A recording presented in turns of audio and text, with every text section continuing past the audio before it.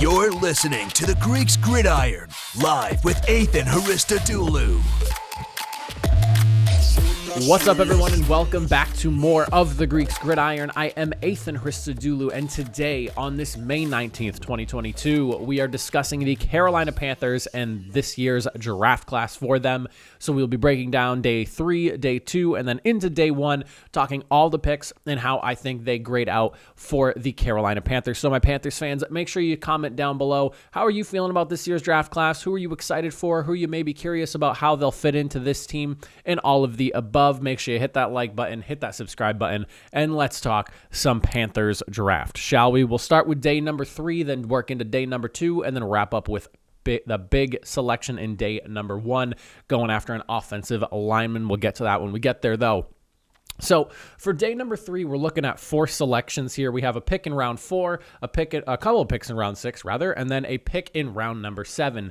And the one theme that kind of goes into this day 3 group of selections here is going to be, potential raw upside and some injury history, coupled with a lot of not necessarily unproven results, but proven results in spots and just not against like the high-level competition you want to see. So starting with Kalyn Barnes, the cornerback out of Baylor. This guy, probably arguably, I guess you should say, the best athlete in this draft class. I mean, the guy's got 4.23 speed, and that's confirmed 4.23 speed. He ran that at the combine, a 40-inch vertical. I mean, this guy can close distance. He can run with the best of them in every shape or form. And I mean, he's got, the hops to make big plays and, the quickness and the elite footwork and all that stuff. He brings everything you want basically physically to the table as a cornerback potential. However, though, he truly is a athlete that's playing the cornerback position, and that was probably his biggest knock while I was going through all of his scouting reports, is that this is a guy who he knows his abilities and his physical gifts, and he uses them to the best of his advantage to kind of mask his technique and fundamental weaknesses. So while this guy checks all the boxes you could want physically, in terms of just like his raw techniques and fundamentals and things like that, he is going to have to really sharpen up his toolbox and show the coaching staff of Carolina that he's not just a guy who runs really fast and jumps really high and uses that to make up for his lack of ability as a corner.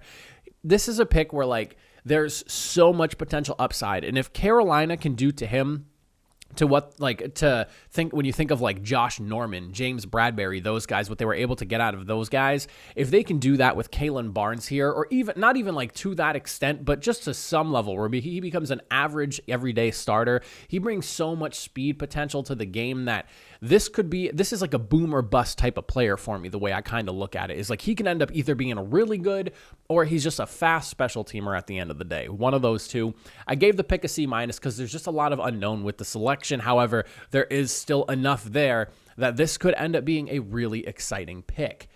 Then when you look at guard Cade Mays from Tennessee, I do like this selection. I think it's a solid one here. I gave the pick a C+.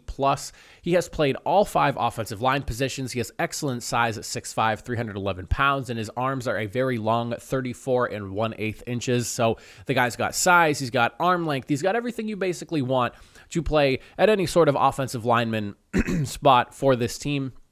However, the injury history is the big factor for this one here. He's missed several games in 3 of his 4 collegiate seasons, and it's been a hard time for him staying on the field. So he does have solid tools. He's a solid instinctual player, good football IQ. It's just a matter of, can he stay healthy and can he put all that together? If he can stay healthy, he will be a serviceable piece for that offensive line, because like I said, he's played all 5 positions. You want to talk about versatility on the O-line and knowing you have a guy, no matter who goes down, who can plug in, and he's at least played in that spot before with some success in each and every one of those positions, where guard tended to be his biggest weakness, but he still had some signs of success there.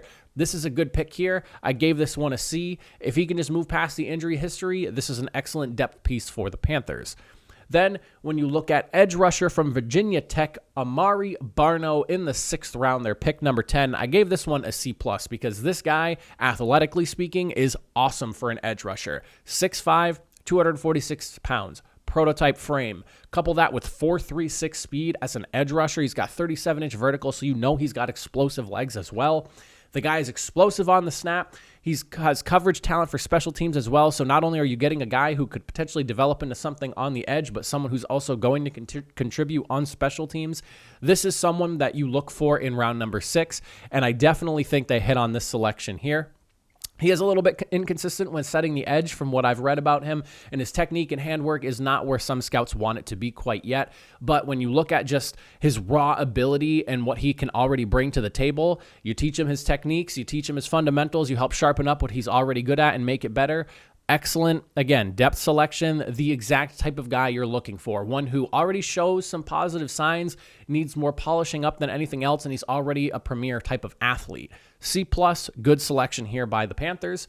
And then for round 4, pick number 15, the linebacker Brandon Smith out of Penn State. I gave this selection a C, 6'3.5", 250 pounds, 4.52 speed, solid numbers there for a linebacker. He has the athleticism to be a sideline-to-sideline guy, and he's also a very hard hitter. When you watch his game tape, dude, I feel like there's more tackles than not almost where he's just completely whacking dudes left and right. Ball awareness, fundamentals again, and play recognition were all things that were kind of knocked against him when I was reading all the scouting reports. And that's why when I essentially began this day, there's a very consistent thing here where the Panthers went after some serious raw talent with a very good potential upside. It's just a matter of like, can we polish up these guys and teach them the things that they need to be at a mental level and at a technical level to really bring out what could potentially be a very good player at each one of these picks, to be honest. So I do like the selection. Like I said, I gave it a C. Their day 3 grade altogether, I stuck with a C after grading everything out and kind of doing the averages and whatnot. Like I said, this is a very high upside, potentially like boom or bust type of group here where you're either dealing with guys who have bad injury history or they also are just really good athletes that lack like true fundamentals and technique at the moment that need to be kind of molded into what they could potentially become. So a lot of potential here. Good selections for day 3. We just have to see if they have that upside and if they're able to turn into the actual playmakers that I'm sure this coaching staff is hoping these crazy athletes can, because every single one of those guys is essentially a really good athlete for what they were drafted for. Really good stuff there for them. Then when you look at day number 2, one selection here, it was in round number 3, pick number 30, and the Panthers went and got quarterback out of Mississippi, Matt Corral. Confident competitor. I mean, you watch the way he plays. He's in the pocket sometimes, and it's just collapsing all around him, and he still looks cool. You can see it in his mannerisms and the way he moves in the pocket, and that's something that he's praised for. He has a quick release with a really tight spiral, so he throws the ball really well. Good touch on deep throws, and something that stuck out to me when I was watching his game tape here, because somebody mentioned it in a scouting report, and then when I was watching his highlights too, there's this throw that he has against Alabama. If you go back and watch the tape of all of his throws from that game, he has one 60-yard kind of like off-balance throw that he does that he actually hits the receiver right in the hands. Really impressive throw. Obviously not a catch because the receiver ended up dropping it, but he definitely, with that throw, kind of shows you the type of playmaker he could potentially be if he can put it all together and he has some like real elite level catching talent around him.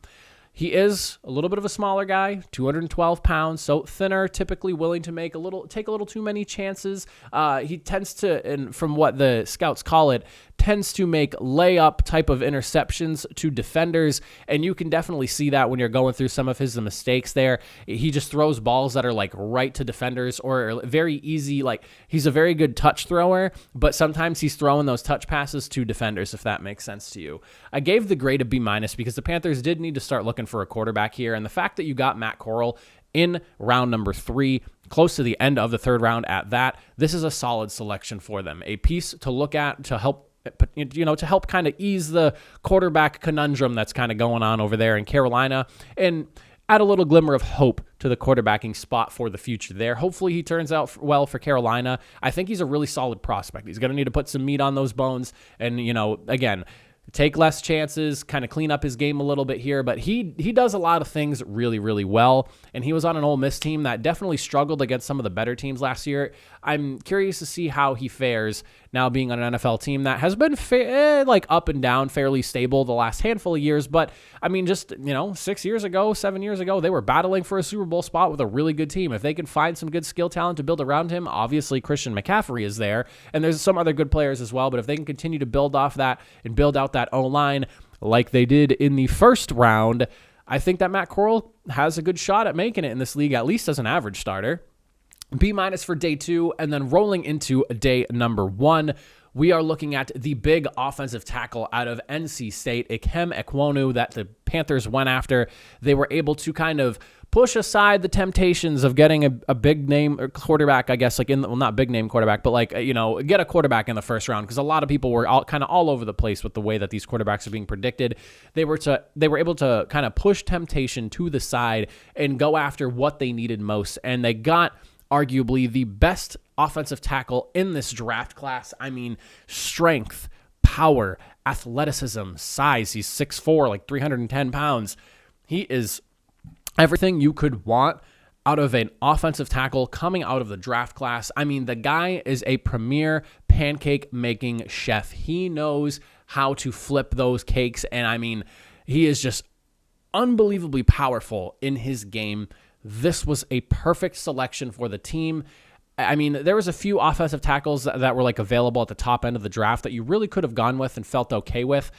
Ikem Ekwonu kind of feels like one of the safest bets of the offensive tackles. I mean, he is as awesome of a run blocker as they come. Coming out of college, arguably one of the best, if not the best run blocker in the nation.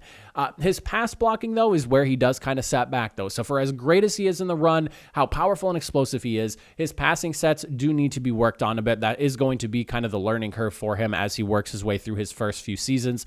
However, I don't really doubt with the skill set he has and the ability to turn into as excellent of a run blocker as he has, that if that's really the one facet of his game he needs to work on, I think he can get there. And even if he becomes like an average at best offensive tackle in terms of passing and a complete mauler in the run game, you hit on this pick and you got a guy who can work for you for at least the next 6 to 10 years and be an excellent piece to that offensive line, and hopefully even beyond that as well. I gave the pick an A, so they get an A for day 1. Awesome selection there for the team, and a much needed selection at that. And then for the overall grade to wrap things up for the Panthers, after doing all my averaging and everything, I have settled out with a B- for the grade. I do like the day 2 and day 1 selections. They only had one day 2 pick. I would have liked to have seen them have more, but unfortunately they did not. I will say, though, the reason it's only a B- and maybe not like a B or higher has to do with that third day, with just the amount of selections they have again. And we talked about it as we were talking day 3, just a lot of potential upside, raw upside type of players. I really like the draft class, and this is a draft class that can end up being very, very good if all goes well, especially for some of those late day 3 guys. It's just a matter of, can the coaching staff develop those players into the potential playmaking players that they could be? We'll have to wait and see, but my way too early draft grade, I'll sit with a B-. I like where they stand right now. Solid group of guys, excellent offensive tackle there in the first round, and a potential quarterback of the future for the Panthers is a good couple of picks to get things rolling in that draft. Let me know what you think, my Panthers fans, how you feeling about this draft class. I do appreciate you all if you made it through the whole video. Thank you all for watching, and I will catch you guys next time. Have a good one.